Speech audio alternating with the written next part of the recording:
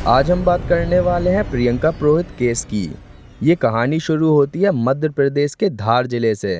धार जिले की सरदारपुर तहसील के राजजोत थाना क्षेत्र में एक गांव पड़ता है, गोंडी खेराचरण गांव। यहीं पर एक परिवार रहता था, पुरोहित परिवार, जिसमें थे घर का एक लौता बेटा देवकृष्ण पुरोहित, उसकी पत्नी प्रियंका पुरोहित, उसकी बहन और उसकी माँ। तारीख थी 7 अप्रैल 2026। आधी रात का वक्त था, करीब 1:30 हो रहे थे। तभी पुरोहित परिवार ने एक जोरों की चीख सुनी। ये चीख देवकृष्ण की पत्नी प्रियंका पुरोहित की थी, जो कि उनके 2 मंजिला घर में नीचे की तरफ रहती थी। चीख सुनकर माँ बेटी, जो कि घर में ऊपरी मंजिल पर रहती थी, घबराकर फौरन भागकर नीचे आई।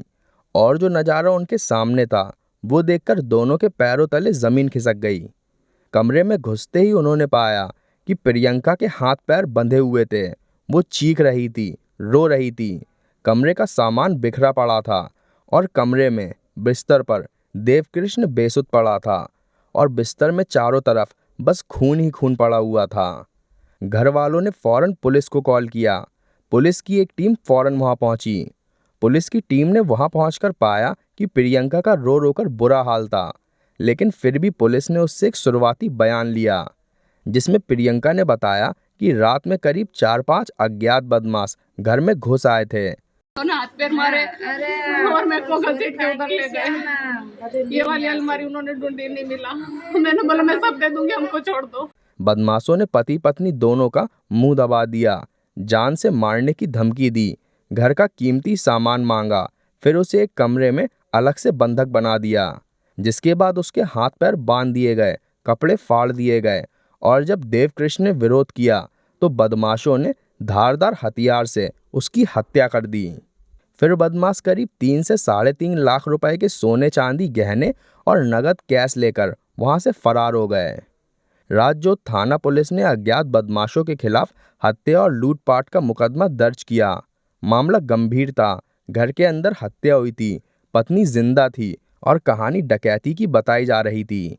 इसलिए धार एसपी, एसएसपी, एसडीओपी और थाना प्रभारी भी वहां पर अपनी अपनी टीमों के साथ पहुंच गए। शुरुआत में पुलिस को लगा कि ये केस लूटपाट के दौरान हत्या जैसा है, लेकिन पुलिस ने जैसे ही हालातों का मुआयना किया, वो समझ गए कि ये कहानी ऊपर से जितनी सीधी लग रही है उतनी है नहीं। केस दर्ज होते ही पुलिस ने घटनास्थल की तकनीकी जांच शुरू कर दी। सबसे पहले पूरा घर सुरक्षित किया गया ताकि कोई सबूत खराब ना हो। इसके बाद फॉरेंसिक टीम और डॉग स्क्वाड को मौके पर बुलाया गया। फॉरेंसिक टीम ने घर के हर हिस्से की बारीकी से जांच की। कमरे, दरवाजे, ताले, फर्श, बिस्तर, अलमारी और आने जाने के रास्ते सब देखे गए। जब देवकृष्ण की बॉडी की शुरुआती फॉरेंसिक जांच हुई तो फॉरेंसिक टीम ने पाया कि उसके सर पर किसी तेजधार हथियार से गहरा वार किया गया था, जिससे बहुत ज्यादा खून बहा था और उसकी मृत्यु हो गई। घाव देखकर पहली नजर में ही ये साफ लग रहा था कि हमला अचानक नहीं बल्कि सोच समझकर किया गया था। फिर जांच के दौरान कमरे से फॉरेंसिक टीम को सीमेन मिला, जो कि मर्दों के शारीरिक संबंध बनाने के दौरान उनके निचले अंग से निकला सफेद पदार्थ होता है, वो वहां पर पाया गया। इससे ये अंदाजा लगा कि हत्या से पहले या उसके आसपास वहीं कमरे में शारीरिक संबंध बनाए गए थे। पुलिस ने प्रियंका की हालत और उसका बयान देखा। मौके पर प्रियंका रो रही थी। वो अर्धवस्त्र अवस्था में थी और पीड़ित थी, ये साफ दिख रहा था। उसने कहा कि बदमाशों ने उसका मुंह दबाया, उसे बांधा गया, कपड़े फाड़े, जेवर और नगद पैसे लिए और देवकृष्ण की हत्या करके वहां से भाग गए। लेकिन पुलिस को उसके इस बयान में शुरू से ही कुछ गलत लग रहा था। तो अब पुलिस ने परिवार के बाकी सदस्यों का बयान लिया। देवकृष्ण की मां लक्ष्मी बाई ने बताया कि प्रियंका का स्वभाव पहले से ही बहुत झगड़ालू था, जिसके चलते वो ससुराल में कम और मायके में ज्यादा रहती थी। फोन पर भी वो देवकृष्ण से लड़ती रहती थी। लक्ष्मीबाई ने यह भी कहा कि प्रियंका ने उन्हें पहले बताया था कि उसके खुद के और सास के यानी कि लक्ष्मीबाई के जेवर बदमाश ले गए थे, लेकिन बाद में पुलिस की अलमारी देखने पर प्रियंका के जेवर उसी के पास मिले, हालांकि सास के जेवर मौजूद नहीं थे। अब पुलिस ने देवकृष्ण की बहन ज्योति का बयान लिया, जिसमें उसने कहा कि प्रियंका देवकृष्ण का अपमान करती थी, उसे अपने लायक नहीं मानती थी, तलाक की बात करती थी और घंटों मोबाइल पर लगी रहती थी। इन बयानों से पुलिस को समझ आ गया कि पति पत्नी के बीच तनाव था। इसके बाद देवकृष्ण की बॉडी को पोस्टमार्टम के लिए सरदारपुर धार के सिविल अस्पताल में भेजा गया। वहीं डॉक्टर सचिन द्विवेदी ने पोस्टमार्टम किया। मंगलवार की दोपहर को पोस्टमार्टम के बाद शव को परिवारजनों को सौंप दिया गया और गांव में अंतिम संस्कार कर दिया गया। बयानों का और सबूतों का अनेकों बार विश्लेषण करने के बाद पुलिस का शक धीरे धीरे प्रियंका पर टिकने लगा। सबसे पहली वजह थी उसका बयान। वो लूटे गए गहने और पैसों की बात काफी सटीक तरीके से कर रही थी। उसने कहा कि 3 से 3.5 लाख रुपए के गहने और नगद पैसे लूटे गए थे। पुलिस को ये बात बड़ी अजीब लगी, क्योंकि जिस औरत का पति अभी अभी मारा गया हो वो अक्सर हिसाब किताब की जगह सदमे में होती है, पैसे या गहनों की कीमत का आंकलन करने की हालत में नहीं होती। लेकिन प्रियंका लूट की कीमत का अंदाजा बहुत ही सटीक तरीके से बता रही थी। फिर भी पुलिस ने नई नई विधवा हुई पत्नी पर इतने कम सबूतों के साथ साजिश का आरोप डालना ठीक नहीं समझा। इसलिए पुलिस ने दोनों का बैकग्राउंड निकालना शुरू किया। देवकृष्ण पुरोहित गोंडीखेड़ा चरण गांव का ही रहने वाला था। हत्या के समय उसकी उम्र 30 साल थी। वो पेशे से मिर्ची मसाले का व्यापारी था। परिवार में उसकी माँ लक्ष्मीबाई और बहन ज्योति थे। रही बात प्रियंका की, तो प्रियंका पुरोहित की उम्र करीब 27 साल थी। वो महाराष्ट्र की रहने वाली थी। हालांकि उसका मायका पन्नाखेड़ी गांव में था। देवकृष्ण की प्रियंका से शादी साल 2015 में हुई थी। शादी के समय प्रियंका की उम्र करीब 15 साल थी और देवकृष्ण की उम्र करीब 17 साल थी। ये एक नाबालिग शादी थी। शादी के बाद भी प्रियंका तुरंत ससुराल नहीं आई। साल 2021 में जब उसकी उम्र 21 साल हो गई, तब उसका गौना हुआ और वो पहली बार देवकृष्ण के घर आई। पुलिस ने इस बारे में पड़ोसियों से भी पूछताछ की। यहाँ से पता चला कि दोनों के रिश्ते में लंबे समय से तनाव और झगड़े थे। प्रियंका अक्सर मायके चली जाती थी, कई कई महीनों तक वहीं रहती थी। एक बार गंभीर विवाद के बाद वो ससुराल छोड़कर मायके चली गई थी और काफी समय बाद दोनों परिवारों के समझौते के बाद वापस आई थी। इसी बीच पोस्टमार्टम की रिपोर्ट आ गई। डॉक्टर सचिन द्विवेदी की रिपोर्ट में ये साफ हुआ कि देवकृष्ण की मौत सिर पर लगी गहरी चोट और अत्यधिक खून बहने से हुई थी। सर वाला घाव 12 इंच लंबा था। शरीर पर भी धारदार हथियार से कई वार किए गए थे। सबसे अहम बात यह थी कि वार बहुत ही सटीक थे और शरीर पर बचाव के खास निशान नहीं थे। इसका मतलब देवकृष्ण को संभलने का कोई मौका नहीं मिला। संघर्ष की कोई निशानियां नहीं थीं। मतलब सोते हुए ही सीधा सर में एक जोर से वार किया गया था। पुलिस को यहां से इस बात की पूरी पुष्टि हो गई कि ये कोई अचानक हुआ हमला नहीं था, बल्कि एक प्लान्ड मर्डर था। अब पुलिस ने प्रियंका को दोबारा पूछताछ के लिए बुलाया।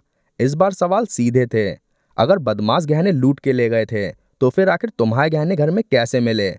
सिर्फ सास के और अन्य गहने ही क्यों लूटे गए थे?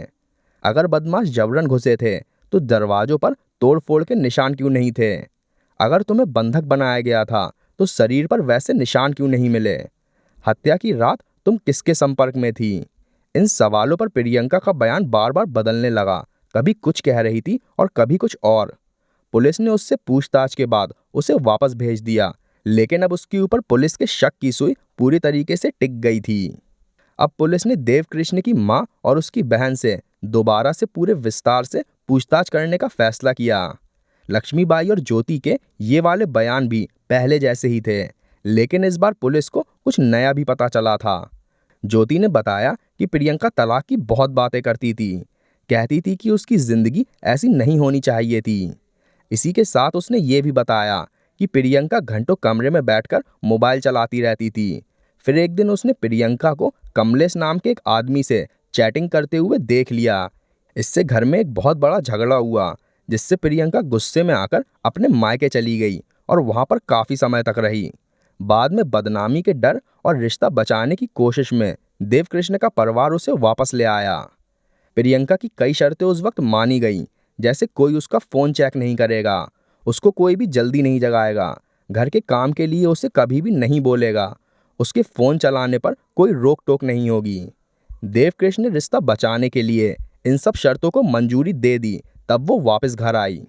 प्रियंका वापस घर तो आ गई, लेकिन उसने फोन पर बातें करना बंद नहीं किया। अब घर में सब लोग उससे डरने भी लगे थे। कोई उससे कुछ नहीं कहता था, वरना झगड़ा हो जाता। ज्योति ने यह भी कहा कि प्रियंका ने देवकृष्ण के साथ मारपीट भी शुरू कर दी थी।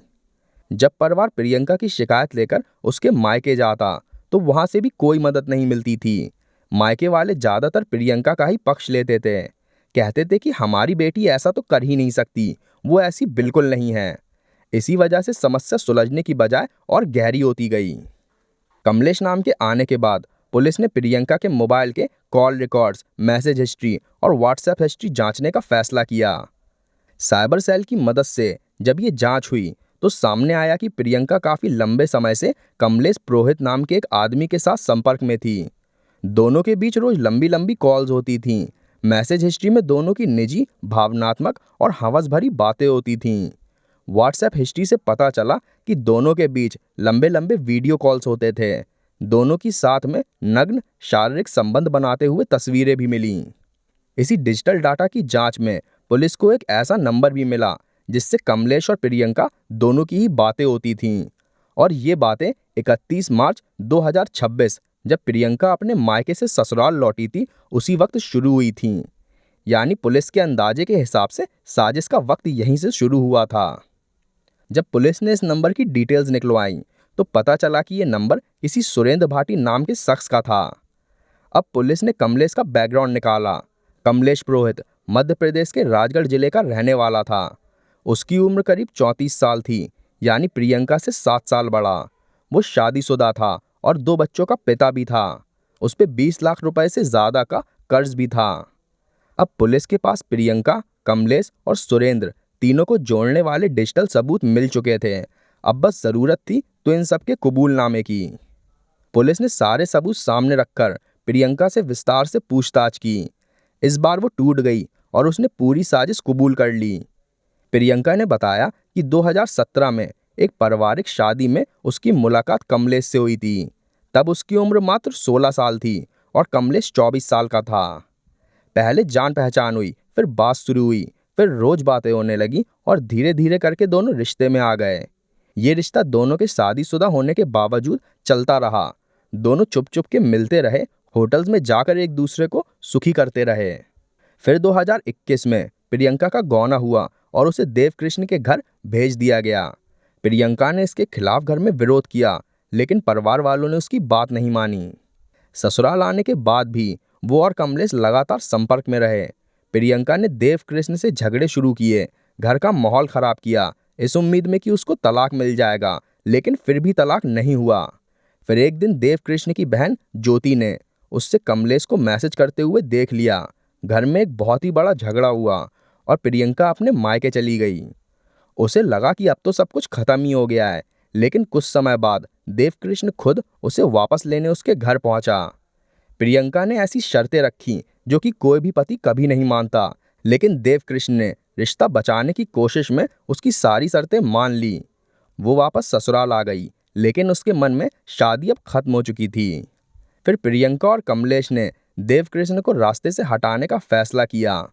मकसद था कि देवकृष्ण के मरने के बाद संपत्ति पर प्रियंका का अधिकार और फिर दोनों साथ रहेंगे।